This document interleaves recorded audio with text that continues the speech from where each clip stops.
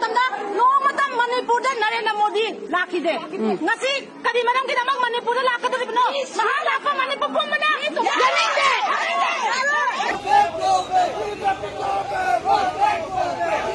तो 2 साल बाद करीब करीब हिंसा के मणिपुर में जो हिंसा हुई थी, इसमें 2 साल बाद हालांकि शांति तो अभी भी नहीं है, लेकिन विपक्ष के तमाम उकसावे के बाद के प्रधानमंत्री पूरे विदेश दौरे पर चले गए, लेकिन मणिपुर क्यों नहीं गए। तो अब 2 साल बाद जब वहां पर राष्ट्रपति शासन लगा हुआ है तो प्रधानमंत्री दौरे पर पहुंचे, लेकिन उनके दौरे पर पहुंचने के ठीक 2 दिन पहले यानी 13 सितंबर को प्रधानमंत्री मणिपुर में होते हैं, और उससे पहले 11 सितंबर को मणिपुर में एक जो बड़ा झटका लगता है बीजेपी को कि यहाँ पर 43 बीजेपी के नेता बीजेपी को छोड़ देते हैं, पार्टी छोड़ देते हैं। और सबसे बड़ी बात कि ये जो पार्टी छोड़े हैं, इसके बाद उन्होंने ये भी कहा है, सामूहिक इस्तीफा दिया है और कहना पड़ा साफ तौर से कहे हैं कि वे पार्टी के भीतर जो वर्तमान स्थिति है उसको लेकर बहुत चिंतित हैं। परामर्श, समावेशी और जमीनी स्तर पर जो नेतृत्व है उसके प्रति सम्मान की कमी को देखते हुए ये मुख्य कदम उठाया गया है, क्योंकि जो जमीनी हकीकत है वो कुछ ऐसी ही है कि वहाँ पर बीजेपी के कंट्रोल में मणिपुर की सत्ता नहीं रही, और एन बीरेन सिंह को करीब करीब 2 साल बाद यहाँ पर 1.5 साल बाद वहाँ पर इस्तीफा देना पड़ा, जब पूरे मणिपुर में भयंकर स्थिति हो गई थी। यहाँ पर नेट बंद कर दिया गया, आगजनी हुई, हजारों लोग पलायन कर गए, कितने मरे सही डेटा भी सामने नहीं आया है यहाँ पर। और बावजूद इसके जो केंद्र और राज्य दोनों में बीजेपी की सरकार थी, बावजूद शांति कायम नहीं कर पाए। राहुल गांधी चूड़ा चांदपुर भी गए, उसके बाद प्रधानमंत्री भी पहुंचे, अब 2 साल बाद गए हैं चूड़ा चांदपुर में ही, लेकिन वहां पर जो उन्होंने भाषण दिया उसमें शांति की बात की, लेकिन उससे पहले जो बीजेपी को झटका लगा कि 43 नेता सामूहिक इस्तीफा दे दिए, इसकी भी चर्चा है। और एक और जो सबसे बड़ी चर्चा है कि प्रधानमंत्री मोदी ने जो कहा है वो आपको बताएंगे, लेकिन उससे पहले बता दें कि मोदी के पहुंचते ही जो यहाँ के लोग हैं वो मणिपुर में मोदी गो बैक के नारे भी लगाए, और ये ज़बरदस्त नारेबाजी है। और सोशल मीडिया पर इसकी काफ़ी वीडियो भी वायरल है, जिसमें लोग ये भी कह रहे हैं कि प्रधानमंत्री जब 2 साल बाद मणिपुर जाएंगे तो इस तरह की ही बातें होंगी कि उनके रहने और न रहने से मणिपुर को फ़ायदा क्या हुआ, कि देश में मणिपुर एक राज्य जलता रहा, पूरे विदेश घूमते रहे, मणिपुर नहीं आए। लेकिन प्रधानमंत्री जैसे ही मणिपुर पहुंचे तो उन्होंने भाषण दिया। भाषण में क्या कुछ कहा है वो बयान भी आप सुनिए। मणिपुर की हजारों वर्ष पुरानी समृद्ध विरासत है। यहां संस्कृति की जड़ें मजबूत है, गहरी है। मणिपुर मां भारती के मुकुट पर सजा मुकुट रत्न है। इसलिए हमें मणिपुर की विकासवादी छवि को निरंतर मजबूत करना है। मणिपुर में किसी भी तरह की हिंसा दुर्भाग्यपूर्ण है। ये हिंसा हमारे पूर्वजों और हमारी भावी पीढ़ी के साथ भी बहुत बड़ा अन्याय है। इसलिए हमें मणिपुर को लगातार शांति और विकास के रास्ते पर आगे लेके जाना है।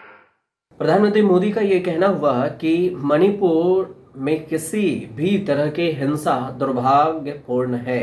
अब दुर्भाग्यपूर्ण है ये बात अब कह रहे हैं, वो 2 साल बाद कह रहे हैं, जब यहाँ पर चूड़ा चांदपुर में उन्होंने ये भी कहा है कि 7,000 करोड़ रुपए की परियोजना का उन्होंने परियोजना दिया है और इसका उद्घाटन किया है। यहीं पर जो सबसे ज़्यादा प्रभावित इलाका है वो चूड़ा चांदपुर है। 250 से ज़्यादा लोगों की यहाँ पर जान चली गई है। यहाँ पर 2023 में, मई 2023 में जो जातीय हिंसा भड़ गई थी, और इसको लेकर प्रधानमंत्री पहली बार 2 साल बाद यहाँ पर समझिए कि मणिपुर पहुँचे हैं। बाकी के बीच में वो विदेश दौरा कर लिए, लेकिन यहाँ नहीं जा सके। अब ये 2023 में जो मणिपुर में हिंसा हुई थी उसकी भी टाइमलाइन थोड़ा सा समझ लीजिए कि क्या क्या घटित हुई। मई 2023 में मणिपुर में हिंसा भड़कती है, 27 मार्च 2023 को मणिपुर हाई कोर्ट ने राज्य सरकार को मैतेई समुदाय को अनुसूचित जनजाति के लिस्ट में शामिल करने पर जल्दी विचार करने के लिए कहा था।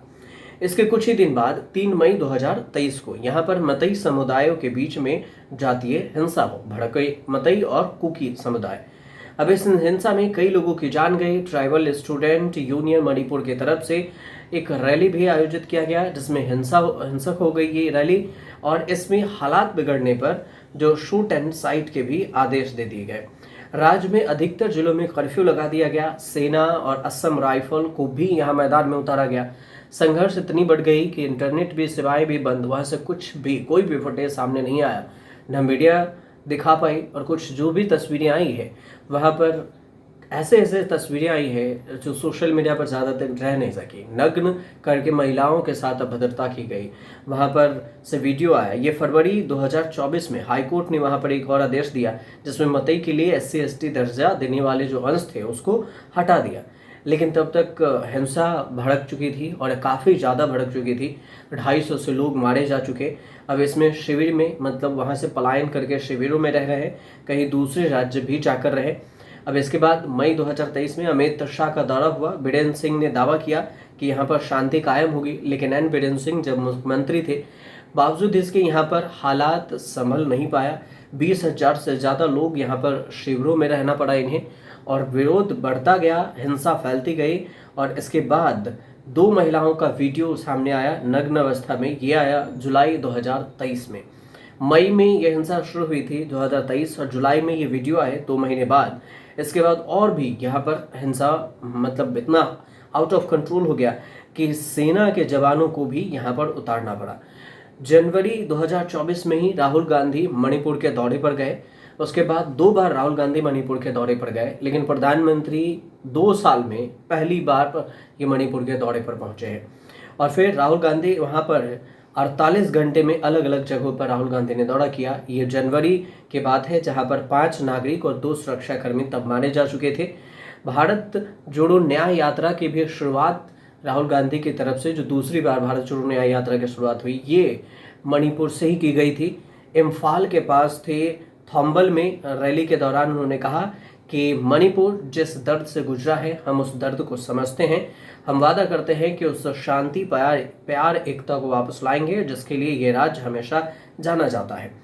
तो ये पूरी जो विस्तार से जो बातचीत है उसमें हुए। प्रधानमंत्री मोदी की बात हुई तो 2 अप्रैल में प्रधानमंत्री मोदी जो एक बयान दिए थे इस मुद्दे पर, उन्होंने ये कहा था कि हमारा मानना है कि हालात से संवेदनशीलता के साथ निपटना सबकी सामूहिक जिम्मेदारी है। अच्छे संभावना और संघर्ष को सुलझाने में टीम लगी हुई है। एक इंटरव्यू भी आया प्रधानमंत्री मोदी का, इंटरव्यू में भी उन्होंने जिक्र किया।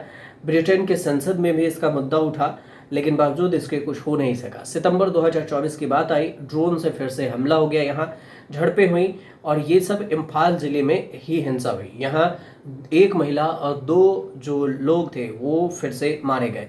नवंबर में NCP ने यहाँ पर समर्थन वापस ले लिया और फिर यहाँ पर सरकार गिरने जैसे नौबत आ गई, लेकिन बीजेपी के पास बहुमत था इसलिए सरकार यहाँ पर गिरी नहीं, और अपने ही दम पर बीजेपी एन बीरेन्द्र सिंह जो यहाँ पर CM है वो अपनी सत्ता यहाँ बचाए रखे, लेकिन इस्तीफा नहीं दिया तब भी। लेकिन तब इसके बाद मुठभेड़ हुआ और सुरक्षा बलों ने 11 नवंबर 2024 को यहाँ पर 10 लोगों को मुठभेड़ में मार गिराया। दिसंबर की बात आती है, अजय कुमार भल्ला यहाँ पर राज्यपाल बनाए गए। उसके बाद कांग पोकपी में SP कार्यालय पर भी हमला हुआ, यहाँ नेताओं को बीजेपी नेताओं पर भी हमला किया गया। एन बीरेन्द्र सिंह इस्तीफा कब दिए? 9 फरवरी 2025 को। करीब 1.5 साल से ज़्यादा वक्त बीत गया हिंसा में, मणिपुर पूरी तरह से जलकर खाक हो रहा था, तो जाके एन बीरेन्द्र सिंह मणिपुर में इस्तीफा देते हैं 9 फरवरी 2025 को। ये इस्तीफा उसके बाद स्वीकार की जाती है और यहाँ पर राष्ट्रपति शासन लगा दिया जाता है। राष्ट्रपति शासन लगे यहाँ पर 13 फरवरी 2025 को, और इसके बाद से राष्ट्रपति शासन अब तक जारी है। 5 अगस्त 2025 को राष्ट्रपति शासन की अवधि फिर से बढ़ा दी गई, और इसके बाद अब 13 अगस्त 2025 को यहाँ पर 6 महीने के लिए जो ये राष्ट्रपति शासन बढ़ाई गई थी, अब 13 सितंबर 2025 को प्रधानमंत्री नरेंद्र मोदी पहुंचे मणिपुर, तो गो बैक के नारे लगे, भाषण भी इन्होंने दिया, परियोजनाओं का भी उद्घाटन किया, लेकिन मोदी गो बैक के नारों का भी झेलना पड़ा। राहुल गांधी का ये कहना हुआ कि अब वो मणिपुर जाए या न जाए इसका कोई मतलब नहीं रह गया, क्योंकि देश में अब मेन मुद्दा हो गया है वोट चोरी, और इसका जवाब जनता जरूर देगी। ये पूरी कहानी थी जिसको लेकर हमने आपको बताया। अच्छी लगी, समझ में आया हो आसान भाषा में, तो हमारे चैनल से जुड़िए, सब्सक्राइब कीजिए, शेयर कीजिए, कमेंट जरूर कीजिए।